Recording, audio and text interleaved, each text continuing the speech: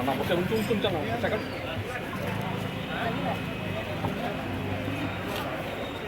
ఇప్పుడు బొకే పట్టుకోండి ఓకే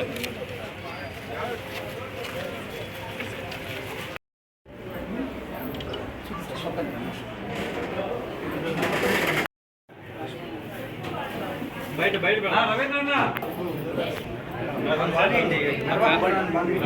కొంచెం మిగతా పక్క వెనకరండి.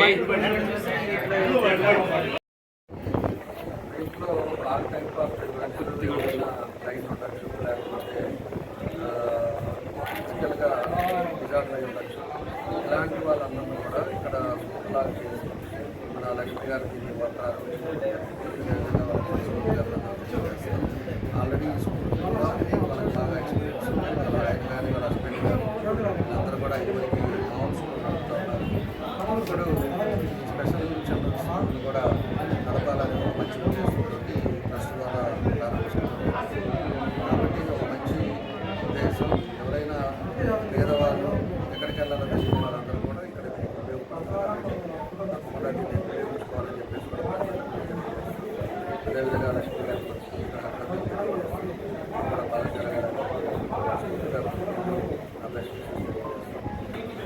ఏదో పిల్లలు దాదాపు మెంటల్ డిసైడ్కి గురవుతున్నారు.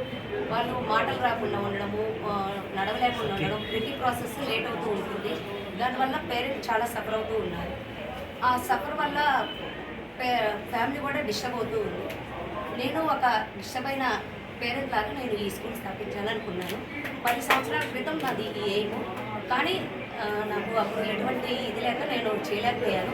ఇప్పుడు స్కూల్ ఫీల్డ్లో కానీ పొలిటికల్గా కానీ కొంచెం నాకు కూడా గ్రిప్ ఉండడం వల్ల అందరి సహాయపడడంతో నేను ఇది చేయదలుచుకున్నాను.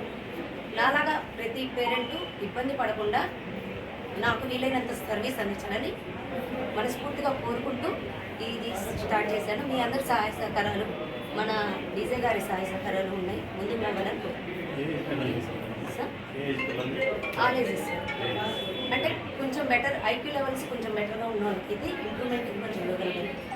ఇప్పుడు స్పీచ్ థెరపీకి ఒక సిట్టింగ్ వచ్చేటప్పటికి బయట 6,045 మినిట్స్కి ఛార్జ్ చేస్తుంది పర్ మంత్. అలా కాకుండా మనము సర్వీస్ మోటోలో వెళ్తూ ఫైనాన్షియల్గా కాకుండా సర్వీస్ అందించాలని ఏంతో ఇది స్టార్ట్ చేయడం జరిగింది. అంటే ఉచితంగా కాదు సార్, పేరెంట్ నీడ్ని బట్టి, పేరెంట్ పొజిషన్ బట్టి సర్వీస్.